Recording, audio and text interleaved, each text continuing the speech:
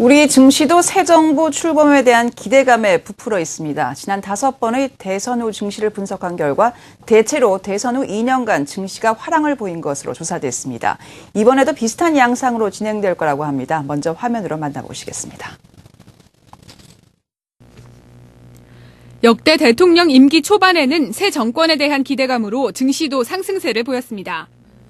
노태우 전 대통령이 당선된 이후 증시는 1년 사이 2배 가까이 성장했고 김영삼 정부 임기 2년 차에는 코스피가 1000선을 훌쩍 넘어섰습니다. 임기 중 금융위기를 맞았던 이명박 정부를 제외하고 역대 대통령 선거 이후 지수는 대체로 상승했고 임기 2년 차를 맞아 단기 고점을 형성했습니다. 5년 단임제라는 것 때문에 임기 초기에 어떤 주요 정책들이 많이 나오는 모습이 나타났었고요. 이를 통해서 내수 설비 투자 관련주 그리고 내수 소비주를 중심으로 아웃퍼폼하는 모습이 나타났었습니다. 실제로 지난 5번의 대선 이후 1년간 철강금속과 화학, 기계, 건설업 등이 대체로 코스피 수익률을 앞섰고 유통과 통신, 전기가스업 등 내수주도 강세를 보였습니다. 또 전기전자 같은 대형주도 가파르게 상승했습니다. 일단 분위기는 괜찮은 것 같은데요. 지수희 기자와 함께 알아보도록 하겠습니다. 이 대선이 끝난 지 일주일 정도 지났습니다. 우리 증시 어떤 움직임을 보였습니까? 네, 아직까지 우리 증시는 횡보 장세를 보이고 있습니다. 대선 전 1993포인트였던 우리 증시는 대선 다음 날 외국인 매수세가 들어오면서 소폭 상승했는데요. 하지만 이후 등락을 거듭하다가 오늘 1982포인트로 마감했습니다. 앞서 리포트 내용에서 보셨던 대선 후 2년 증시 상승세는 장기적인 관점에서 나온 통계여서 짧은 시간 판단하기는 어렵다는 것이 전문가들의 의견입니다. 또 전문가들은 앞으로 우리 증시는 대선보다는 글로벌 이슈의 영향을 더 많이 받을 것으로 전망하고 있습니다. 전문가 이야기를 들어보시겠습니다. 실질적으로 대선 자체는 그닥 주식시장에 큰 영향을 주는 변수는 아니다라고 생각을 하시는 게 맞을 것 같고요. 아무래도 전체적으로 경기 아니면 미국에 갖고 있는 재정절벽의 이슈 이런 부분에 타결 여부가 훨씬 더 주식시장에 미치는 영향이 좀 클 거라고 생각을 하고 있어서 이번 역시 이제 상승하는 어떤 모습을 기대할 수 있겠지만 결과적으로 증시에 가장 큰 영향을 미치는 것은 어떻게 보면은 글로벌 그리고 국내 전반의 어떤 경기라고 말씀드릴 수 있을 것 같습니다. 지금 유럽 그리고 미국 이어서 이제 중국까지 어떤 증시의 변곡점을 나타낼 수 있는 위치에 있기 때문에 이런 면을 종합적으로 살펴본 다음에 증시의 전망을 좀 하는 것이 좋을 것 같고요. 대선에 대한 직접적인 영향은 단기적으로는 제한적일 것이다 이렇게 결론을 내리고 있습니다. 경제 외적인 요인인 대선보다는 국내외 경기 상황, 시장 상황에 더 영향을 많이 받는다는 그런 얘기가 되어 있군요. 근데 지 기자, 우리 대선 전에 정치 테마주가 크게 움직인 적이 있는데 혹시 박근혜 테마주도 있습니까?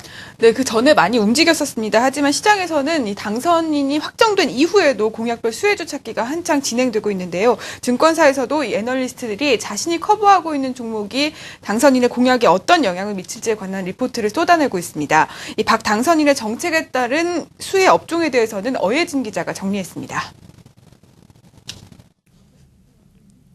박근혜 정부에서는 획기적인 정책보다는 기존 공약에서 점진적으로 보강된 수준의 정책들이 나올 전망입니다.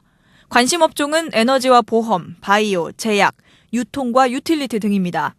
이들 업종은 정책 수혜보다는 위험 요인 해소에 무게가 있습니다. 유통업종 같은 경우는 추가적으로 더 강한 규제가 들어오지 않는다는 점이 안도감을 줄 수 있다고 판단하고 있습니다. 유틸리티 업종은 가격 제도의 변화라든지 그다음에 제품 믹스, 발전의 급격한 변화 부분들의 가능성이 낮아졌다는 점에서 유틸리티 업종도 수혜가 예상됩니다.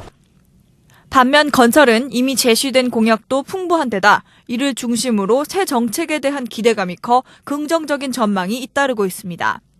하지만 대기업 일감 몰아주기 제재 때문에 대기업 계열사인 경우 국내 수주가 예상보다 쉽지 않을 가능성도 있습니다. 증권은 업황 회복 기대감이 다른 업종에 비해 더 높은 편입니다. 박근혜 당선인이 대선 바로 전날 한국거래소를 방문해 코스피 3000에 대한 의지를 나타낸 것과 더불어 자본시장법 개정안이 탄력을 받을 것이란 예상이 있기 때문입니다.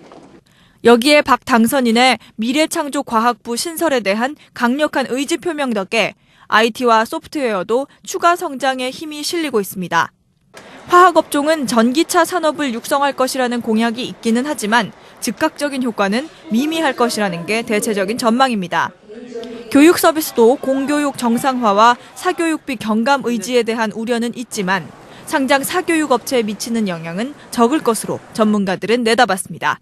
한국경제TV 어예진입니다.